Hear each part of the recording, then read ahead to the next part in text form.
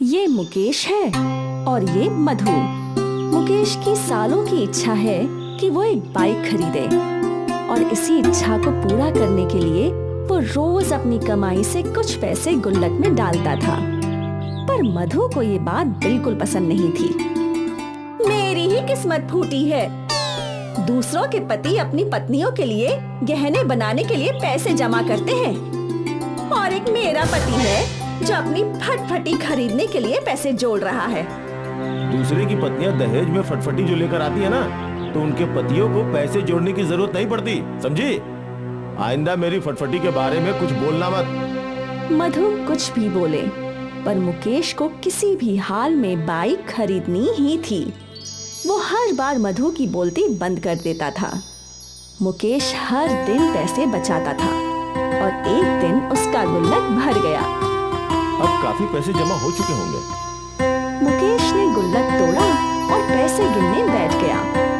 मधु इतने सारे पैसे देखकर हैरान थी। कुल मिला के 12,130 रुपए हैं। बाप रे, इतने सारे पैसे! ये भी कम है। इतने में तो मैं कोई सेकेंड हैंड बाइक ही खरीद सकता हूँ। पर कोई नहीं, मुझे तो बाइक लेनी ही है। और मुकेश सारे पैसे लेकर चला गया। भाई, मुझे कोई अच्छी सी बाइक दिखाओ ना। ये देखिए, बस 1 साल पुरानी है। क्या दाम है इसका? 40,000। बाप रे, कोई सस्ती बाइक दिखाओ ना दोस्त। कितने पैसे हैं तुम्हारे पास? 12,000। मैकेनिक ने मुकेश को ऊपर से नीचे देखा। इतने पैसों में तो बस वही मिलेगी। मुझे चलेगी। ठीक है फिर, मैं उस बाइक को चमका कर देता हूँ तुम्हें। पर तुम्हें पहले ही बता दूं कि वो बाइक माइलेज नहीं देती। 10 साल पुरानी है। ठीक है, मुझे चलेगी। मुकेश को कैसे भी करके बाइक लेनी ही थी और उसने मैकेनिक को पैसे दे दिए और मैकेनिक ने बाइक को साफ करके मुकेश को चाबी दे दी। अपनी खुद की बाइक खरीदकर मुकेश बहुत खुश हुआ। मुकेश घर पहुंचा और जोर जोर से चिल्लाने लगा। मधु, बाहर आओ और आते आते आरती की थाली ले आना। मधु आरती की थाली लेकर आई और जब उसने बाइक देखी तो उसका चेहरा लटक गया। ये क्या कबाड़ ले आए? कबाड़ नहीं, मेरी बाइक है। भले ही पुरानी है, पर मेरे लिए नहीं है। तुम चुपचाप पूजा करो। हाँ। मधु ने उस सेकंड हैंड बाइक की पूजा की। चलो तुम्हें गांव की सैर करवाता हूँ। मधु बाइक पर पीछे बैठ गई और मुकेश बाइक चलाने लगा। मुकेश बहुत खुश था। जिंदगी में पहली बार वो खुद की बाइक चला रहा था। अब बोलो, कैसी है? अच्छी है, और क्या। मधु को ये पुरानी बाइक बिल्कुल भी पसंद नहीं आई थी। खैर, वो दोनों बाइक पर घूमते रहे और अचानक बाइक बंद पड़ गई। क्या हुआ? मुकेश ने टैंक का ढक्कन खोल के देखा तो पेट्रोल खत्म हो चुका था। पेट्रोल खत्म हो गया। हे भगवान! अपनी खुशी में मैं भूल ही गया कि बाइक में मुझे पेट्रोल भी डलवाना था। अब एक काम करो, तुम घर जाओ, मैं पेट्रोल भरवा के आता हूँ। ठीक है। मधु घर की ओर चल पड़ी और मुकेश बाइक को धक्का मारकर पेट्रोल पंप ले जाने लगा। वो पेट्रोल पंप पहुंचा। 500 रुपए का पेट्रोल भर दो भाई। जी ठीक है। उस आदमी ने गाड़ी में पेट्रोल भरा। मुकेश ने देखा कि 500 रुपए में तो आधी टंकी भी नहीं भरी। अरे ये क्या, इतना कम? भाई, पेट्रोल का दाम भी तो महंगा है। 120 रुपए लीटर। 500 रुपए में 4 लीटर ही आते हैं। बाप रे, इतना महंगा? अब कर ही क्या सकते हैं। मुकेश पेट्रोल भरवा के घर चला गया। अगले दिन वो अपने काम पर बाइक लेके गया और अपने दोस्तों को दिखाई। वो आज भी बहुत खुश था।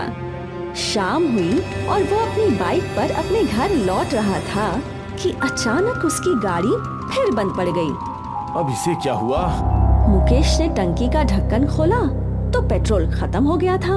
इतनी जल्दी? और तब उसे मैकेनिक की बात याद आई कि ये गाड़ी माइलेज नहीं देती है। एक तो पेट्रोल इतना महंगा, ऊपर से ये गाड़ी माइलेज नहीं देगी, तो मैं कैसे गाड़ी चलाऊंगा? मुकेश गाड़ी को धक्का मारकर घर ले गया। धक्का मार मार के मुकेश की हालत खराब हो गई थी। ये क्या हुआ? गाड़ी का पेट्रोल खत्म हो गया था, तो काफी दूर से धक्का मारकर आया हूँ। अब झेलो। कहा था गाड़ी के बदले गहने ले लो, लेकिन तुम मेरी सुनो तब ना। एक तो मैं पहले से ही परेशान हूँ, अब तुम वापस से शुरू मत हो जाना। मुकेश बिना गाड़ी लिए काम पर जाने लगा तो मधु ने उससे पूछा, आज गाड़ी नहीं ले जा रहे? पेट्रोल का दाम इतना बढ़ गया है कि अब सिर्फ संडे को ही गाड़ी चलाऊंगा। ठीक है, तुम्हारी गाड़ी तुम्हारी मर्जी। मुकेश चलकर चला गया। अगले पूरे हफ्ते मुकेश की बाइक उसके घर के बाहर ही खड़ी रही। संडे की सुबह मुकेश पेट्रोल ले आया और उसने गाड़ी में पेट्रोल डाला। शाम को वो अपनी पत्नी को घुमाने ले गया और फिर से उसकी गाड़ी का पेट्रोल खत्म हो गया। मधु भड़क गई। भाड़ में जाओ तुम और तुम्हारी ये फटफटी, भंगार में बेच कर आओ इसे। मधु गुस्से में बड़बड़ाते हुए घर की ओर जाने लगी और मुकेश ने अपना सिर पकड़ लिया। सोचा था अपनी बाइक लेकर मैं अपनी पत्नी को घुमाऊंगा, पर मुझे कहां पता था कि मेरे साथ ऐसा होगा। हे भगवान, अब आप ही मेरी मदद कीजिए। मुकेश बोल ही रहा था कि उसके सामने एक बूढ़ा आदमी आ गया। क्या हुआ बेटा, तुमने मुझे बुलाया? अरे मैं आपको क्यों बुलाऊंगा, मैं तो भगवान को अपनी परेशानी बता रहा था। एक ही बात है, क्या तकलीफ है तुम्हें? ये बाइक ही मेरी तकलीफ है। मुझे हमेशा से बाइक चाहिए थी, जिसके लिए मैंने पैसे इकट्ठे किए, और जब ये बाइक खरीदी तो पेट्रोल महंगा हो गया, और ये बाइक पेट्रोल चूस लेती है, बार बार बंद हो जाती है, और मेरी पत्नी मुझे ताने पे ताने मारती है। बस इतनी सी समस्या? बूढ़े आदमी ने अपने झोले में हाथ डालकर मुकेश को एक बोतल दे दी। ये क्या है, पेट्रोल? नहीं, जादुई पानी। इसकी बस 2 बूंद अपनी टंकी में डालो, टंकी ईंधन से भर जाएगी। कुछ भी। यकीन नहीं है तो खुद आजमा लो।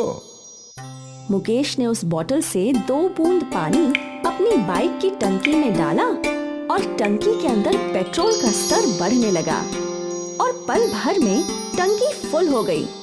मुकेश ये चमत्कार देख ही रहा था और वो बूढ़ा आदमी गायब हो गया। कहाँ गया? अरे बूढ़े बाबा, कहाँ गए आप? मुकेश ने बहुत ढूंढने की कोशिश की, पर बूढ़ा आदमी उसे मिला ही नहीं। अब मुकेश खुशी खुशी अपनी बाइक चलाकर घर आया।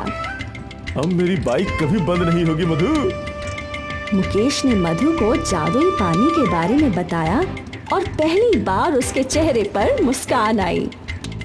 मुकेश रोज 2 बूंद जादुई पानी अपनी टंकी में डालता और टंकी पेट्रोल से भर जाती और जादुई पानी की बोतल भी कभी खाली नहीं होती थी। फिर मुकेश ने दूसरे गांव वालों की भी मदद करना शुरू कर दिया। वो हर गाड़ी, ट्रैक्टर, मशीन में 2 बूंद डालता और टंकी ईंधन से भर जाती। मुकेश ने अपने साथ साथ सारे गांव वालों का भी भला किया और उस दिन के बाद उस गांव का पेट्रोल पंप बंद हो गया। जब भी किसी को पेट्रोल या डीजल की जरूरत होती तो वो मुकेश के पास जाता और वो बिना पैसे लिए उनकी टंकी फुल कर देता।